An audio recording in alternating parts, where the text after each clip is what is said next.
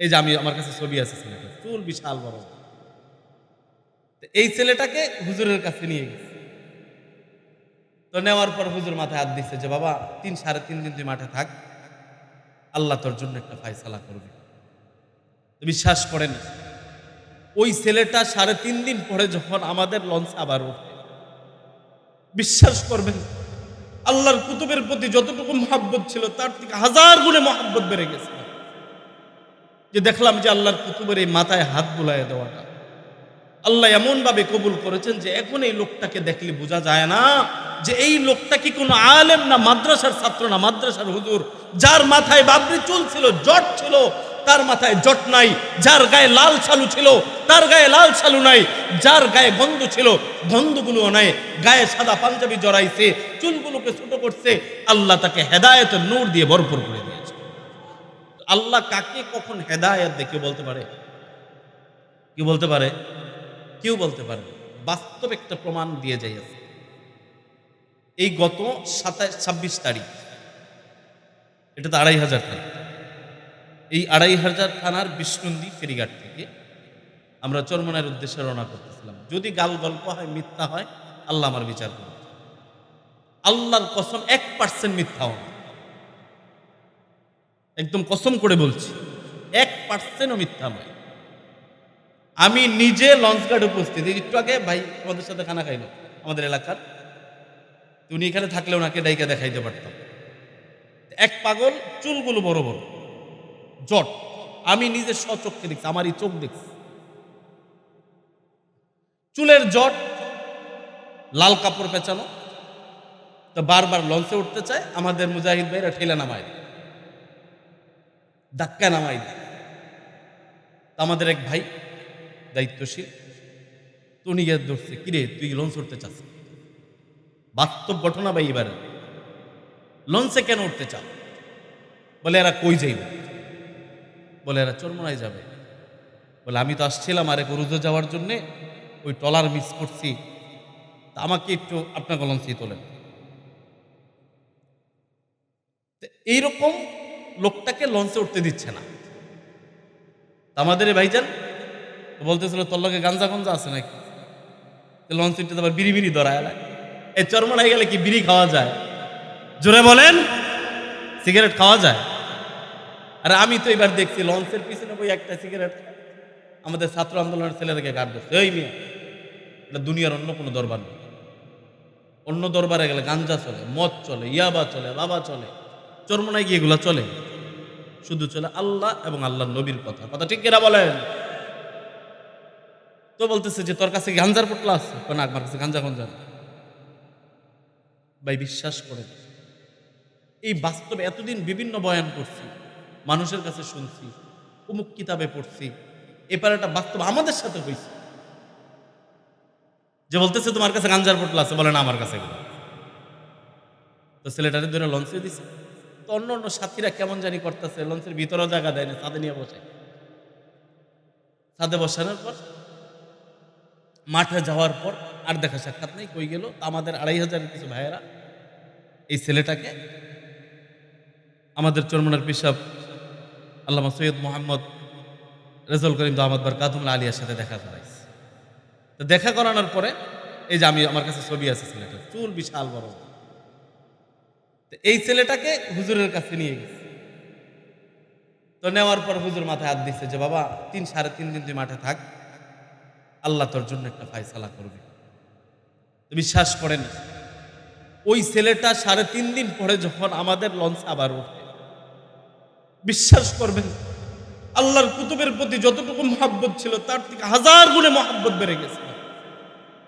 যে দেখলাম যে আল্লাহর কুতুবের এই মাথায় হাত বুলায় দেওয়াটা আল্লাহ এমন ভাবে কবুল করেছেন যে এখন এই লোকটাকে দেখলে বোঝা যায় না যে এই লোকটা কি কোনো আলেম না মাদ্রাসার ছাত্র না মাদ্রাসার হুজুর। যার মাথায় বাবরি চুল ছিল, জট ছিল, তার মাথায় জট নাই। যার গায়ে লাল ছালু ছিল, তার গায়ে লাল ছালু নাই। যার গায়ে গন্ধ ছিল, গন্ধগুলোও নাই। গায়ে সাদা পাঞ্জাবি জড়াইছে, চুলগুলোকে ছোট করছে। আল্লাহ তাকে হেদায়েতের নূর দিয়ে ভরপুর করে দিয়েছে। এজন্য বলি, আল্লাহ কাকে কখন কোন জায়গা থেকে হেদায়েত দেখে বলতে পারে? যারা বলেন বলতে পারে। কারণ এই মজমাগুলো, এখান থেকে হেদায়েতের নূর পাওয়া যায়, হেদায়েতের আলো পাওয়া যায়। এখান থেকে পথ হারা মানুষগুলো পথ দেখেন। এখান থেকে যারা মিথ্যা জানতেন তারা সত্য জানেন। এখান থেকে যারা সত্য জানতেন না সত্যর রাস্তাগুলোকে দেখেন। প্রত্যেকটা সত্যের ব্যাপারে এই মাহফিলগুলোতে আলোচনা হয়। কথা বলেন ঠিক কিনা? আল্লাহ বলবে, গোলাম রে, তোকে তো আমি আল্লাহ জাহান্নামের জন্য বানাই, আমি আল্লাহ বড় যত্ন কইরা তোমাকে জান্নাতের জন্য বানাইছি। আমি আল্লাহ তোমাকে একটা আকল দিয়েছি, যে আকল খাটায়া যখন মুয়াজ্জিন আজান দিবে, হাইয়া আলাস সালাহ, হাইয়া আলাল ফালাহ, তখন তুমি মসজিদে যাবা, মিথ্যাকে মিথ্যা বলবা, সত্যকে সত্য বলবা। কিন্তু তুমি কেন জাহান্নামে আসলে? আল্লাহ বলবেন, কুল্লামা উলকিয়া ফিহা ফাউজুন সাআলাহুম খাযানাতুহা আলাম ইয়াতিকুম নাযীর। ওরে গোলাম, তোর কাছে কি সত্যের দাওয়াত নিয়ে একজনও যায় না? ও ভাই মুমিন মুসলমান, আমি আপনাদের কাছে প্রশ্ন করি, আল্লাহ যদিও বলবেন তোমাদের কাছে নবী যায় নাই, আমরা নবী পাই নাই সত্য, নবী দেখি নাই সত্য, কিন্তু নবীওয়ালা লোক আমাদের কাছে আসছে কিনা? জোরে বলেন। কেউ কি আমাদেরকে বলে নাই নামাজ পড়লে নেকি হয়, নামাজ ছাড়লে গুনাহ হয়? বলে নাই? জোরে বলেন, বলে নাই? আল্লাহ যখন বলবেন, কুল্লামা উলকিয়া ফিহা ফাউজুন সাআলাহুম খাযানাতুহা আলাম ইয়াতিকুম নাযীর ক্বালু বালা কদ জাআনা নাযীর। হ্যাঁ আল্লাহ, আমাদের কাছে সত্যের দাওয়াত নিয়ে মানুষ আসছিল, কিন্তু আমরা মানি নাই। আজকে এই এলাকাতে বইলার কান্দি স্কুলের মাঠে আলোচনা হয়।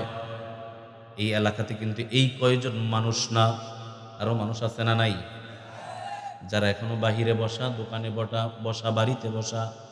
আল্লাহ যদি বলেন যে ওই দিন মরহুম আব্দুল সালাম ফকিরের মাহফিলে কিছু আলোচনা হয়েছিল, এই আলোচনার মধ্যে আমি তোমার জন্য হেদায়েতের নূর রাখছিলাম, কিন্তু তুমি মাহফিলে যাও নাই, হেদায়েতের নূরের অপশন তোমার কপাল থেকে চলে গেছে। বলেন তো ভাই, ওই মানুষগুলো আল্লাহর কাছে কোনো জবাব দিতে পারবে? জোরে বলেন, পারবে? যারা এখন বাহিরে বসে, আজকে এই কথার ভিতরে তাদের হেদায়েত ছিল, কিন্তু আজকে তারা কথাটা হারায় ফেলছে। হয়তো কোনোদিন আর এই কথাটা আসবে না। এই মানুষগুলো তখন জাহান্নামে চলে যাবে। এই জন্য মাহফিল আসা দরকার আছে না নাই? জোরে বলেন, আছে না নাই? কারণ এই মাহফিলগুলোতে কিছু কিছু কথার মাধ্যমে আল্লাহ কারো জন্য জান্নাতের ফয়সালা, এবং যারা না আসবে, কথা শুনবে না, হয়তোবা তাদের জন্য জাহান্নামের ফয়সালা হবে। এই জন্য যারা এখানে আসছে, আমরা মনে মনে শুকরিয়া আদায় করতে থাকি আর বলতে থাকি যে আল্লাহ, যে গোলামকে বসিয়ে দিয়েছ, তার জবান দিয়ে এমন কিছু কথা বের করে দাও যে কথার মাধ্যমে আমরা আমাদের চিরস্থায়ী জান্নাত পেতে পারি। কথা ঠিক না ঠিক? কারণ আলোচনা হচ্ছে কোরআনে। এই মানুষগুলো কেউ কেউ জান্নাতে যাবে, কারণ মানুষের রাস্তা হবে কয়টা? জোরে বলেন, কয়টা? কয়টা? ফারিকুম ফিল জান্নাতি ওয়া ফারিকুম ফিস সাঈর। যে আল্লাহ বলেন একদল মানুষ হবে জান্নাতি আর একদল মানুষ হবে জাহান্নামী। আমরা কোন দলে যাব? আসতে বলে, আরো জোরে, জোরসে বলি। জান্নাতে যেতে চাই না? চাই কি চাই না? আসলে আমাদের ভিতর থেকে তো ডর ভয় চলে গেছে। জান্নাতে যাবো কি, এখন মানুষ মরার ভয় থেকে দূরে চলে গেছে। বলে যে কবে মরবো, মরার আগ দিয়ে ইবাদত করবো নে, বলে কি বলেন? আচ্ছা, কে কবে মারা যাব কেউ বলতে পারি? জোরে বলেন, কেউ বলতে পারি? এই যে আমাদের আব্দুল সালাম ফকির সাহেব গত বছর মাহফিল করাইছে, উনি কি ভাবছে চলে যাব? ভাবছে? কেউ ভাবে না। কারণ মানুষ এই দুনিয়াতে কেউ চিরস্থায়ী না। কেউ থাকতে পারবে? থাকতে পারছে? কেউ যদি ক্ষমতা দিয়ে থাকতে পারত, তাহলে নমরুদ দুনিয়াতে থাকতো। কথা ঠিক কিনা? ফেরাউন দুনিয়াতে থাকতো। কথা ঠিক? কেউ যদি অর্থ সম্পদ দিয়ে থাকতো, তাহলে অবশ্যই কারুন থেকে যেত। কথা ঠিক বললাম না বেঠিক বললাম? আর যদি কেউ ইবাদত দিয়ে আল্লাহর বেশি প্রিয় হয়ে থাকতে পারত, তাহলে মুহাম্মদুর রাসূলুল্লাহ থেকে যাইতেন। কথা ঠিক কিনা? আর যদি কেউ ভালোবাসা কাউকে রেখে দিতে পারত, তাহলে সেই ক্ষেত্রে সাহাবায়ে কেরাম আল্লাহর রাসূলকে যতটা ভালোবেসেছেন, এই ভালোবাসা দিয়ে তারা তাকে দুনিয়াতে রেখে দিতেন। কথা ঠিক কিনা? কারণ কেউ দুনিয়াতে ছিলাম না একদিন, থাকবো না, এটাই সত্য। অনেক যুবক ভাইয়েরা এখানে আছেন, অনেকে বাহিরে ঘোরাফেরা করছেন, মনে মনে চিন্তা করতেছেন যে এই বছর ওয়াজ না শুনি, সামনের বছর শুনবো না, এই বছর যাওয়ার দরকার নেই, মাহফিল তো হইব, এই এলাকাটা হচ্ছে, এটাতে না যাই সামনেরটাই যাব। ভাই সামনেরটা বহু দূর কি বা, আপনি ওই পর্যন্ত বাঁচবেন কিনা জানেন না। কথা ঠিক বললাম না বেটি? এই বিগত ১-১.৫ সপ্তাহের মধ্যে আমি আমার সাথে যা করতে তাই বলি, অতি কাছের কিছু যুবক মানুষ দুনিয়া থেকে, আমার নিকটবর্তী লোক ইন্তেকাল। আপনারা জানেন, এই গত ৪-৫ দিন আগে, গত ২৬ তারিখ আমরা সবাই চরমোনাই গেলাম। তো গেছি মাহফিলে, ভালো কথা, অনেক বন্ধু বান্ধবের সাথে সাক্ষাৎ হয়ে গেলাম। আপনাদের এই ২৫০০ একজন সন্তান শিল্পী ছিল, আমার অনেক কাছের, অনেক কাছে। আমার একটা বদনাম, আমি মানুষের দোকানে বসি, কিন্তু আমি নিজে যদি কখনো দোকানে বসতাম, ওই ছেলেটার দোকানে গিয়ে বসতাম, আমাদের গাউসিয়া মার্কেটের দোকান। তো এই ছেলেটা আমাদের থেকে বয়সে অনেক কম, অনেক কম। তো প্রায় সময় আমার ফোন দিত, জাবরান ভাই মাহফিলে যান, আমার একটু নিয়ে যান। শিল্পী মানুষ, কাজী আলামিন করে নাম, স্বপ্ন সুশিল্পীর প্রধান ছিলেন। তো যেদিন চরমোনাইয়ের মাহফিলে গেলাম, পরের দিন সকালবেলা আমার মাদ্রাসা শিক্ষা সচিব আমাকে ফোন দিচ্ছে, বলতেছে যে হুজুর একটা ঘটনা শুনছেন? বললাম কি হয়েছে? বলতেছে আপনার অনেক কাছের একটা লোক ছিল, কাজী আলামিন দুনিয়া থেকে বিদায় নিয়েছে। বিশ্বাস করেন, সাথে সাথে চোখের পানি রাখতে পারি। যে চিন্তা করতেছিলাম যে গাউসিয়া গেলে এখন কার দোকানে বসবো। আমি চরমোনাই যাওয়ার ১ সপ্তাহ আগে আমার মাদ্রাসায় গেছি, তো ফোন দিছে, যে ফোন ধরি না, তো ফোন দিতেছিল বারবার বারবার, তো একটা মেসেজ দিছে, জাবরায়ন ভাই মেসেজটা দেখলেন না, কল ধরেন না কেন? গতকালকে রাত্রে যখন হোয়াটসঅ্যাপ করলাম, দেখলাম যে আলামিনের মেসেজটা আমি এখনো সেন্ডই করি, কিন্তু আল্লাহর বান্দা দুনিয়া থেকে চলে গেছে।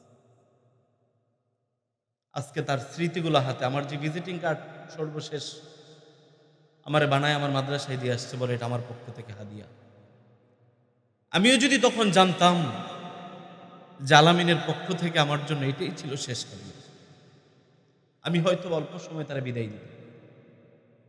আর সেও যদি জানতো যে ভাইয়ের সাথে আমার এটাই শেষ সাক্ষাৎ, সেও হয়তো অল্প সময় বিদায় দিত না। কথা বলেন ঠিক না বেঠি? তারই ১ সপ্তাহ আগে আমার আপন চাচাতো বোন, মাত্র ১৬ বছর বয়স, আপনাদের ২৫০০ পড়াশোনা করত, আমাদের অনেক ছোট, বাড়ি থেকে বের হয়েছে, বলে যে আসবে, স্কুলে আসবে, হঠাৎ মাথা ঘুরল, কইরার সাথে সাথে দুনিয়া চলে গেল। তো চিন্তা করলাম যে এই জীবনের কতটুকু দাম আছে, দাম আছে? জোরে বলেন দাম আছে? এই যে কচি তাজা ২টা প্রাণ চলে গেল, তাদেরও বহু স্বপ্ন ছিল যে আমি সামনে এটা করব, সামনে ওইটা করব। ওই যে আলামিনের কথা বললাম, খুব স্বপ্ন ছিল একজন বক্তা হওয়ার। গত বছর আমার মাহফিলে, মাদ্রাসার মাহফিলে বাদাসুর বয়ান করতেও দিচ্ছিলাম। মাদ্রাসায় যখন যাই, স্টেজটা যেই জায়গায়, ওই জায়গাটার দিকে তাকাইলে তার চেহারা আমার এখনো চোখে ভাসে। আমি বিগত ১ সপ্তাহের ভিতরে গাউসিয়া মার্কেটের সামনে যাইতে পারিনি, গেলেই তার কথা মনে। তো চিন্তা করতে লাগলাম যে এই জীবন, আজকে আলামিন চলে গেছে, তার ভিতর থেকে রূপ চলে গেছে, তাকে কি কেউ দুনিয়াতে রাখে? তাকে নিয়ে কবরে রাইখা দিয়ে আসছে। তার স্ত্রী বলে নাই যে স্বামীকে একটু পরে রাখো, একটা দিন স্বামীর সাথে বসবাস করো। আমরা দূরে ছিলাম, আমাদের জন্য রাখা হয় না যে আসুক জানাজা পড়বেন, কবরে রাইখা দিয়ে আসছে। অতএব এই রূহ যতদিন আছে ভিতরে ততদিন আপনার দাম আছে। কথা ঠিক না বেঠিক? কারণ আজকে আমার এখানে রূহ আসবিদে আমাকে এই বক্তার চেয়ারে বসে। আজকে যদি আমার ভিতরে রূহ না থাকতো, আমি আবু রায়হানকে ওখানে কেউ বসাইতো না। কথা বলেন ঠিক কিনা? আজকে সভাপতির চেয়ারে সভাপতি সাহেব বসা, তার ভিতরে রূহ নামক দৌলত আছে বিদায় বসতে দিয়েছেন। কথা ঠিক? আর যেদিন আমার ভিতর থেকে রূহ নামক দৌলত বের হয়ে চলে যাবে, দুনিয়ার কোনো মানুষ আমাকে আর এখানে বসতে দিবে না। আল্লাহ তাআলা এই জন্য বলেছেন, কুল ইন্নাল মাউতাল্লাযী তাফিররুনা মিনহু ফাইন্নাহু মুলাকীকুম সুম্মা তুরাদ্দুন। যে যতগুলো সত্য জিনিস আছে তার মধ্যে সবচেয়ে সত্য জিনিস হলো মৌত। কারণ তোমাকে নিশ্চয়ই নিশ্চয়ই মৌতের সাথে তোমার সাক্ষাৎ করতেই হবে। কথা ঠিক কিনা? শুধু সাক্ষাৎই করবা না, সুম্মা তুরাদ্দুনা ইলা আলিমিল গায়বি ওয়াশ শাহাদা। যা করেছো প্রকাশ্যে হোক, গোপনে হোক, রাত্রি হোক, দিনে হোক, সবকিছুর খবর জানেন। জোরে বলেন, কে জানেন? আল্লাহ বলেন, সুম্মা তুরাদ্দুনা ইলা আলিমিল গায়বি ওয়াশ শাহাদাতি ফায়ুনাব্বিউকুম বিমা কুনতুম তা'মালুন। যে তুমি দুনিয়ার বুকে যা করেছো রে গোলাম, তোমার প্রত্যেকটা আমলনামাকে একত্রিত করে স্ক্যান আকারে আমি আল্লাহ তোমার সামনে দেখাই দিব। আমি মাঝে মাঝে চিন্তা করি যে দুনিয়ার বুকে এমন কোন গুনাহ নাই, করি নাই। আমার গুনার খবরগুলো আমার মা জানে না, বাবা জানে না, আমার স্ত্রী জানে না, বড় সম্মানের নজরে দেখে। আমি যা গুনাহ করেছি যদি আমার মা জানতো, কোনোদিন সন্তান বলে স্বীকার করতো না। কথা ঠিক কিনা? কারণ যা করেছি, আমি কি করছি আমারটা আমি জানি, আপনি কি করেছেন আপনারটা আপনি জানেন। যদি মনে মনে চিন্তা করতে থাকি যে কি করলাম জীবনে, এই জিনিসগুলো যদি জানতো, আমাদের কার অস্তিত্ব থাকতো? জোরে বলেন, অস্তিত্ব থাকতো? কারণ এখানে এমন কেউ নাই গুনাহ করেন নাই। আছেন এরকম কেউ? গুনাহ করি নাই, গুনাহ করি নাই। বাংলাদেশে কিন্তু আবার কিছু লোক আছে যারা বলা বলি করে গুনাহই বেলা করে না। এক খবিশ আজ থেকে বহু বছর আগে একবার হজ নিয়ে কটূক্তি করছিল।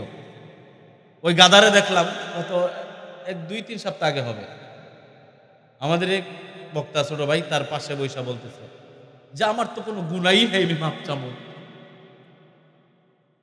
আরে সাহাবায়ে কেরাম যাদের ব্যাপারে জান্নাতের ঘোষণা ছিল, তারা পর্যন্ত আল্লাহর ভয়ে চোখের পানি ফেলতে ফেলতে দাগ ফালায়। যারা আশারায়ে মুবাশশারা 10 জন সাহাবী, যাদের ব্যাপারে আল্লাহ রাসূল বলেছেন যে তুমি জান্নাতি, তুমি জান্নাতি, তুমি জান্নাতি, এরকম সাহাবাদের ভিতর ভয় কাজ করে। ওমরে ফারুক সাহাবাদের মধ্যে শ্রেষ্ঠতম সাহাবীর একজন, যে ওমরে ফারুক কান্না করতে করতে এই চোখের 2 কর্নারে কালো দাগ ফালায় দিয়েছে। সুবহানাল্লাহ। সাহাবায়ে কেরামগণ বলতেন, ও আমিরুল মুমিনিন, আল্লাহর রাসূল বলেছেন আপনি জান্নাতি, আপনি তো কান্না করেন কেন? আপনার তো কান্নার দরকার নাই, কারণ আপনি বিভিন্ন রাজমহলে যেয়ে থাকেন, বিভিন্ন সভা সমাবেশে যান, ওইখানে যাওয়ার পরে যদি আপনার চোখে দাগ দেখা যায়, খারাপ দেখায়, আমিরুল মুমিনিন ডাক দিয়া বলেন, ও ভাই সাহাবী, আমার রাসূল আমাকে বলেছেন আমি জান্নাতি, আমার আল্লাহ আমাকে অনেক নিয়ামত দিয়েছেন। আজকে আমি ওমর যদি না শুকর বান্দা হইয়া আমার আল্লাহর দরবারে না কাঁদি, আর হাসরের ময়দানে যদি আমার আল্লাহ জিজ্ঞেস করে, ওমর আমি আল্লাহর জন্য তুমি কি আনছো, হয়তোবা আমি ওমর সেই দিন আমার আল্লাহকে বলবো, আল্লাহ তেমন কোনো কিছুই আনতে পারি নাই, কিন্তু আমি ওমর, আমি আল্লাহ, আপনি আল্লাহর ভয়ে প্রতিদিন চোখের পানি ফেলেছি। ওমরের অবস্থা ছিল এরকম।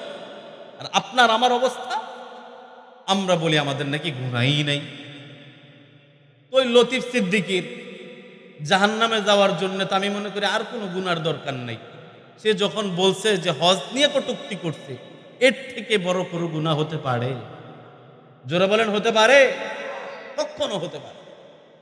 আমরা বিশ্বাস করি আমরা গুনাহগার, আমরা বিশ্বাস করি যেই গুনাহ করেছি আল্লাহ যদি আমাদেরকে অনুগ্রহ করে মাফ না করে, আমার মনে হয় আমাদের মতো ব্যক্তির দ্বারা কখনো জান্নাতে যাওয়া সম্ভব হবে না। কথা বলেন ঠিক কিনা? আল্লাহ যদি মাফ না করে, আবার ওই যে একটা বিশ্বাস আছে দিলের ভিতরে, আল্লাহ সূরা ফাতিহার এক আয়াতে বলেছে, আলহামদুলিল্লাহি রাব্বিল আলামিন আর রহমানির রহিম মালিক ইয়াউমিদ্দিন। বিচার দিনের মালিক কে? জোরে বলেন, বিচার দিনের মালিক কে? আল্লাহ বলেন, আমি হইলাম বিচার দিনের মালিক। বিচার দিনের মালিক আল্লাহ, কিন্তু বলতে পারতেন মালিক ইয়াউমিদ্দিনের জায়গায় কাজী ইয়াউমিদ্দিন। আমি হইলাম বিচার দিনের বিচারক, কিন্তু আল্লাহ বলেছেন কি? আমি হইলাম বিচার দিনের কি বলেছেন? জোরে বলেন, কি বলছে? মালিক আর বিচার। বিচারকের সামনে কিছু দ্বারা থাকে, যে এই অপরাধ এই দাঁড়াতে পারলে তার ফাঁসি হয়, এই অপরাধ এত নম্বর দাঁড়াতে পারলে তার যাবজ্জীবন হবে। এরকম হয় না বিচার? যিনি বিচারক আর যিনি মালিক, মালিকের জন্য কোনো দ্বারা থাকে। আপনি জমিনের মালিক, আপনার মন চাইলে লাল শাকও লাগাইতে পারেন, আপনার মন চাইলে মূলা শাকও লাগাইতে পারেন। কেউ কিছু বলবে? কেউ কিছু বলবে? কিন্তু আপনি যদি কর্মচারী হন, সেখানে আপনার মালিক বলছে তোমার এটাই করতে। ঠিক আপনি যখন বিচারক হবেন, বিচারের চেয়ারে বসবেন, আপনাকে একটা দ্বারা সামনে দিয়ে দেওয়া হবে। আল্লাহ বলেন যে এই জন্য আমি আল্লাহ বিচার দিনের বিচারক হই না। সুবহানাল্লাহ পড়ি সবাই। আমি আল্লাহ বিচার দিনের বিচারক নয়, আমি আল্লাহ হইলাম বিচার দিনের মালিক। সুবহানাল্লাহ। কারণ আল্লাহ তাআলা বলবেন, ও ফেরেশতারা দেখো আমার গোলাম তার জীবনে কতগুলো নামাজ পড়ছে। দেখবে আব্দুর রহিম জীবনে এক ওয়াক্ত ফরজ নামাজ নাই। বলবে দেখো আমার গোলাম জীবনে কতগুলো নফল পড়ছে, কত টাকা যাকাত দিছে, কয় টাকা দান করছে, কতবার দুরূদ পড়ছে। দেখবে লিগেল ভাবে কোনো কিছুই নাই। হঠাৎ করে এক ফেরেশতা গিয়ে বলবে, আল্লাহ আপনার গোলাম বলেছিল, একবার বলেছিল সাল্লাল্লাহু আলাইহি ওয়াসাল্লাম। আল্লাহ বলবেন দুরূদের উসিলায় মাফ করে দাও। আসতে বললেন তো ফেরেশতারা বলবে যে আল্লাহ এত অপরাধ করছে কেমনে মাফ করে না? আল্লাহ বলবেন আমি তো বিচারক নয়, আমি আল্লাহ হইলাম মালিক। আমি হইলাম মালিক ইয়াউমিদ্দিন, আমি বিচার দিনের মালিক। আমি যেহেতু মালিক, আমি আল্লাহর যা ইচ্ছা তাই করতে পারি। আমার গোলাম যদিও 70 বৎসরের মধ্যে 69 বৎসর কোনো ইবাদত করে নাই, 1 বৎসর মাত্র করেছে, আমি আল্লাহকে একবার বলেছে যে তুমি আল্লাহ, তুমি রহমান, তোমাকে সেজদা দিলাম। এক সেজদার বিনিময়ে আমি আল্লাহ আমার গোলামকে মাফ করে দিলাম। এতটুকু বিশ্বাস তো আছে যে আল্লাহ বিচার দিনের কি? বিচার দিনের। আর যেহেতু তিনি মালিক, আমরা তো তার গোলাম, এজন্য বিশ্বাস করি আল্লাহ আমাদেরকে মাফ করে দিবেন। কথা বলেন ঠিক কিনা? কিন্তু মাফ করে দিবেন ওই আশায় যদি আমল না কইরা, নামাজ না পইরা, রোজা না রাইখা, হজ না কইরা, যাকাত না দিয়ে বসে থাকি, তাহলে কি আল্লাহ মাফ করবেন? যারা বলেন মাফ করবেন। আল্লাহ তাআলা ওই বান্দাকে পছন্দ করেন যে গুনাহ করে আবার ভয়ও পায়, গুনাহ করে আবার তওবাও করে। কথা ঠিক কিনা বলেন? কিন্তু এখন একদল মানুষ বের হয়েছে যারা গুনাহও করে আবার গুনাহকে গুনাহও মনে করে। আছে না নাই? আছে না এরকম? কিন্তু আল্লাহর বহু বান্দা এরকম ছিল যে গুনাহ করছে, গুনাহ করতে করতে করতে করতে গুনার পাহাড় বানায় ফেলছে, কিন্তু আবার আল্লাহকে ভয়ও পাইছে। এরকম আছে না নাই? বনি ইসরাইলের এক ডাকাত ছিল, সারা জিন্দেগিতে চুরি ডাকাতি রাহাজারি সব করছে, কিন্তু তার দিলের ভিতরে মরার আগ দিয়া একটা ভয় ঢুকে গেছে যে আল্লাহ, এত বড় অপরাধী আল্লাহর সামনে কেমনে দাঁড়াবো? এটা চিন্তা করে সন্তানদেরকে ডাকলেন, ও সন্তানেরা শোনো। বলে আব্বা কি বলবেন? বলে আমার মনে হয় আমি আর দুনিয়াতে বেশি দিন থাকবো না। আমার মনে হয় আমার অতি শীঘ্রই আমার আল্লাহর কাছে চলে যেতে হবে। কিন্তু রে সন্তান, আমি আমার আল্লাহর সামনে এই চেহারাটা কেমনে দেখাবো? আমি কি করেছি সেটা আমি জানি, কিন্তু তোমার সন্তানদের প্রতি আমার দুইটা ওসিয়ত। কয়টা ওসিয়ত? কয়টা? বলে দুইটা ওসিয়ত। আমি যখন মারা যাব আমাকে গোসল দাফন কাফনের দরকার নাই, কোনো কাফনের কাপড় পরানোরও দরকার নাই। আমার লাশটাকে আমার ঘরের ভিতরে আনবা, আইনা লাকড়ি স্তূপ দিবা, আমাকে উপরে শোয়াইবা, তেল পেট্রোল দিয়ে আমার লাশটাকে আগুন দিয়ে জ্বালাই দিবা। সন্তানেরা বলেন, পিতা এ কেমন ওসিয়ত করলেন? বলে আমি তোমাকে ওসিয়ত করেছি, মেনে নিবা। যেরকম কথা পিতার এন্তেকাল হয়ে গেল, সন্তানের ওসিয়ত পূরণ করে দিল। সন্তানেরা লাশকে আগুনে জ্বালাইছে। পিতা বলে গিয়েছিল, আমার লাশটাকে কিছু ছাই বাতাসের সাথে মিলাই দিবা, কিছু ছাইকে পানিতে দিয়ে দিবা, কিছু ছাইকে পাহাড়ের উপরে দিয়ে দিবা।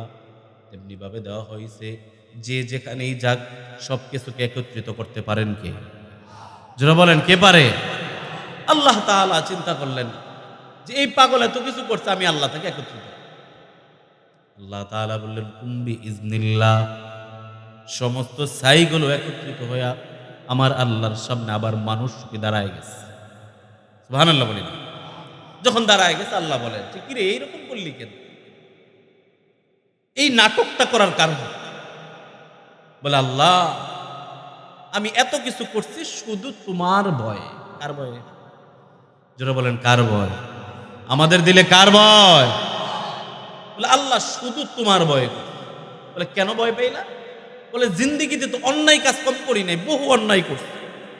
গুনাহ করতে করতে, চুরি করতে করতে সব শেষ। এখন চিন্তা করলাম আমি আপনার সামনে দাঁড়ামোটা করি। এই ভয়ে চিন্তা করলাম, মালিক, যে আমার লাশটাকে যদি আগুনে জ্বালিয়ে দেওয়া হয় আর যদি ছাইগুলোকে বাতাসের সাথে মিলিয়ে দেওয়া হয়, হয়তো আপনার সামনে আমার দাঁড়াইতে হবে না। কিন্তু গো মালিক, আমার যত প্ল্যানিং হোক সমস্ত প্ল্যানগুলো ভেস্তে চলে গেল। এখন আপনার সামনে আমাকে দাঁড়াইতেই হলো। মাথাটাকে নিচে করে দিয়েছেন।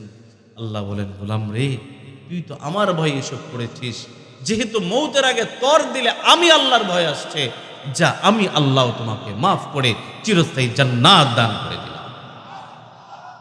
আমাদের দিলের ভিতরে আল্লাহর ভয় ঢুকানো দরকার আছে না নাই? এর জন্য এই মাহফিলগুলো হেদায়েতের জরিয়া। আল্লাহ কাকে কখন কোন জায়গা থেকে হেদায়েত দেখে বলতে পারে? যারা বলেন বলতে পারে। কারণ এই মজমাগুলো, এখান থেকে হেদায়েতের নূর পাওয়া যায়, হেদায়েতের আলো পাওয়া যায়। এখান থেকে পথহারা মানুষগুলো পথ দেখেন। এখান থেকে যারা মিথ্যা জানতেন তারা সত্য জানেন। এখান থেকে যারা সত্য জানতেন না, সত্যর রাস্তাগুলোকে দেখেন। প্রত্যেকটা সত্যের ব্যাপারে এই মাহফিলগুলোতে আলোচনা হয়। কথা বলেন ঠিক কিনা? কারণ আজকে তো বিভিন্ন জায়গায় মিথ্যার ছড়াছড়ি। মিথ্যার ছড়াছড়ি না? মিথ্যার ছড়াছড়ি হয় না? বিভিন্ন যাত্রা পালায় হাদিস কোরআন জানে আর না জানে, গানের তাইলে তাইলে একটা বাজায় আর ফতুয়া দিতে থাকে, আছে না নাই? এরকম করতে করতে কিন্তু মানুষকে ইসলাম থেকে অনেকটা দূরে সরায় দিচ্ছে। ইসলাম থেকে দূরে যাইলে ক্ষতি কি? ক্ষতি শুধু নিজের নয়। ইসলাম থেকে যখন মানুষগুলো দূরে সরে যায়, তখন মানুষের নিজের ক্ষতি, ফ্যামিলির ক্ষতি, রাষ্ট্রের ক্ষতি। কথা ঠিক কিনা বলেন?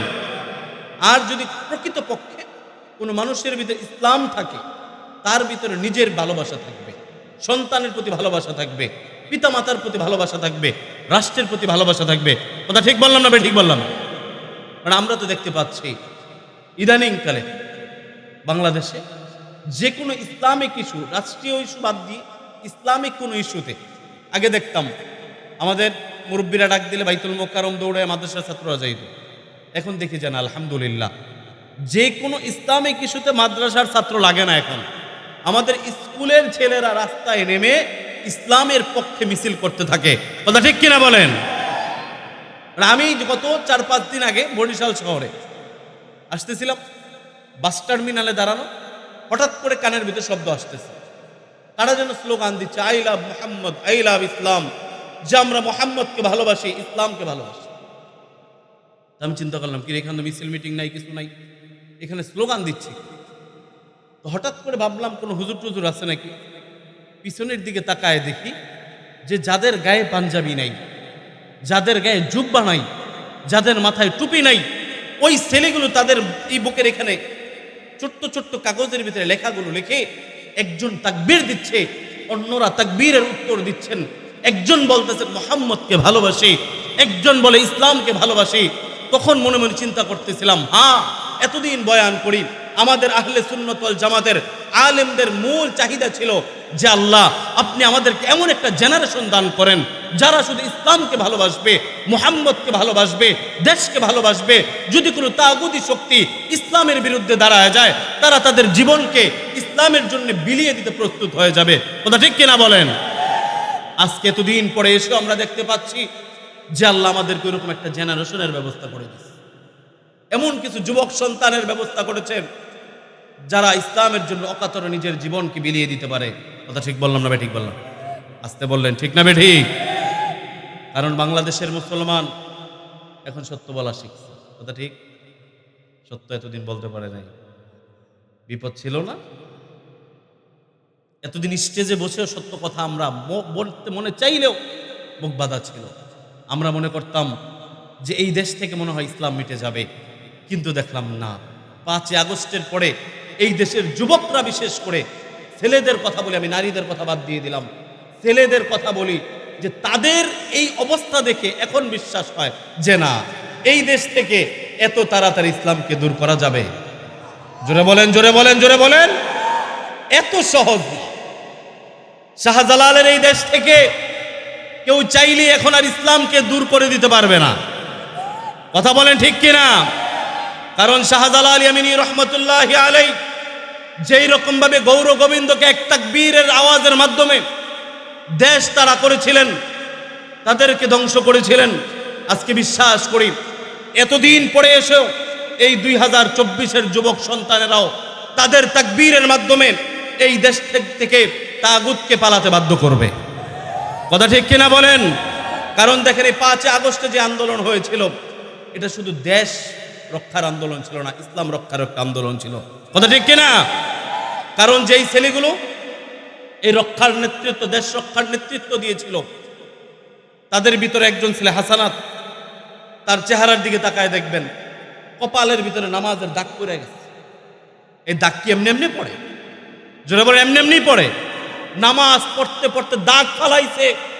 আগে আল্লাহকে রাজি করিয়েছেন, তাদের পক্ষে আল্লাহর পক্ষ থেকে সাহায্য ছিল, তাই তো তারা এই দেশকে পুনরায় স্বাধীন করতে পেরেছে। কথা বলেন ঠিক কিনা? তাই বিশ্বাস করি যারা ইসলামের পক্ষে থেকে দেশকে পুনরায় স্বাধীন করেছে, ওই ছেলেরা যদি এখনো ইসলামের উপর অটল থাকতে পারে, তাদেরকে সামনে নিয়েই এই দেশে আবারও ইসলামী রাজ কায়েম হবে ইনশাআল্লাহ।